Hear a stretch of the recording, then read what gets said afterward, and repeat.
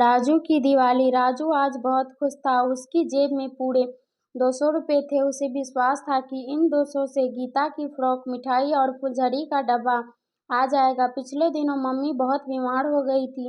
उनके इलाज में बहुत पैसा खर्च हुआ था। एक दिन जब वो स्कूल से आया तो उसने अपने पापा को मम्मी से कहते सुना था, ऐसा तो नहीं, बच्चे दिवाली कैसे मनाएंगे? कर्ज लेकर दिवाली मनाना ठीक नहीं। मैं राजू और गीता को समझा दूंगी, मम्मी ने कहा। उसने सोच लिया था कि वह पापा से किसी भी चीज के लिए जिद नहीं करेगा, लेकिन वह जानता था कि उसकी छोटी बहन गीता नई फ्रॉक और फुलझड़ियों के लिए जरूर रोएगी। एक दिन वह बाजार गया। वहां उसने रंग बिरंगी कंदील बिकती देखी। तभी उसने सोच लिया कि वह भी कंदीलें बनाकर बेचेगा। उसके पड़ोस में रहने वाले रहमान चाचा भी कंदीलें बनाकर बेचते थे। उसने भी रहमान चाचा से कंदील बनाने की विधि सीख ली।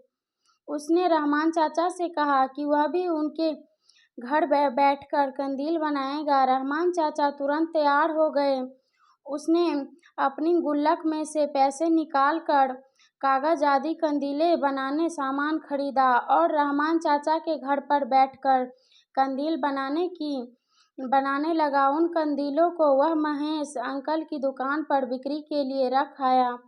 उन कंदीलों के बिक जाने पर वह दोबारा कागज आदि सामान लाकर कंदीलें बनाकर बिक्री के लिए दे आता था। इस प्रकार उसने 200 बचा लिए। वह कंदीलें बनाकर बेचता है। यह बात रहमान चाचा और महेश अंकल के अतिरिक्त घर में और किसी को पता नहीं चली। ब्रेक लगने की आवाज के साथ चीख सुनकर राजू का ध्यान सड़क की ओर गया। उसने देखा कि एक आदमी ट्रक की टक्कर से घायल पड़ा है और ट्रक तेजी से भागा जा रहा था। कुछ देर में वहां भीड़ इकट्ठी हो गई, किंतु कोई भी व्यक्ति घायल आदमी को डॉक्टर के पास नहीं ले जा रहा था।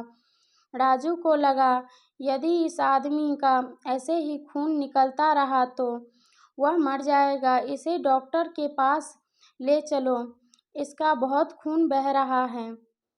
राजू बोला, तुम्हें बहुत हमदर्दी है तो तुम ही इसे ले जाओ। एक आदमी बोला। उस आदमी की बात सुनकर राजू को बहुत गुस्सा आया, लेकिन वह चुप ही रहा। उसने एक टैक्सी को रोका और ड्राइवर की सहायता से उस घायल आदमी को टैक्सी की पिछली सीट पर लिटाया और अस्पताल पहुंचा दिया। डॉक्टरों ने जो इंजेक्शन दवाएं बाजार से लाने के लिए पर्चा दिया तो उसने तुरंत दवाई लाकर दे दी। इसमें उसके सारे पैसे खर्च हो गए। जब डॉक्टर ने राजू को बताया कि वह घायल आदमी अब खतरे से बाहर है तो वह घर के लिए चल दिया। उसके पास इतने पैसे नहीं थे कि वह बस से घर पहुंचता। राजू को दुख था कि इतनी मेहनत के बाद भी वह और उसकी बहन दिवाली नहीं मना पाएंगे, लेकिन किसी की जान बच गई। इस बात का संतोष भी उसे बहुत था।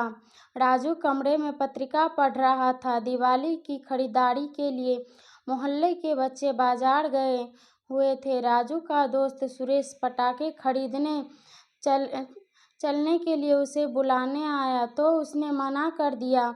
उसने सोचा, वह घर के बाहर नहीं निकलेगा। भैया भैया चलो, पापा बुला रहे हैं, गीता ने उसके पास आकर कहा। बैठक में राजू में देखा था, पापा किसी से बातें कर रहे थे। उस आदमी के सर पर पट्टी बंधी हुई थी। उसे देखते ही उसने पापा बोले, देखो राजू, तुमने मिलने कौन आया है। वह व्यक्ति घूमा और राजू ने उसे पहचान लिया। वह वही आदमी था जिसे उसने अस्पताल पहुंचाया था। बेटे, तुमने तो सच्ची दिवाली मनाकर मेरे जीवन को उजाला कर दिया। अब मैं तुम्हें दिवाली की शुभकामनाएं देने आया हूँ। कहते हुए उन्होंने मिठाई और ढेर सारे पटाखे उसकी ओर बढ़ा दिए। रहमान भाई ने जब मुझे बताया कि तुम कंदीलें बनाते हो, तब मैंने सोचा था कि मेरा राजू समझदार हो गया है, लेकिन आज तो मुझे गर्व हो रहा है कि राजू मेरा बेटा है। पापा ने गर्व से कहा। गीता बैठक में आ गई। राजू ने उसे फुलझड़ी के डब्बे दे दिए और खुशी दो खुद अंकल के लिए चाय लेने चला गया। अगर आपको यह कहानी पसंद आई हो तो वीडियो को लाइक, चैनल को सब्सक्राइब जरूर करें। वीडियो को लास्ट तक देखने के लिए धन्यवाद।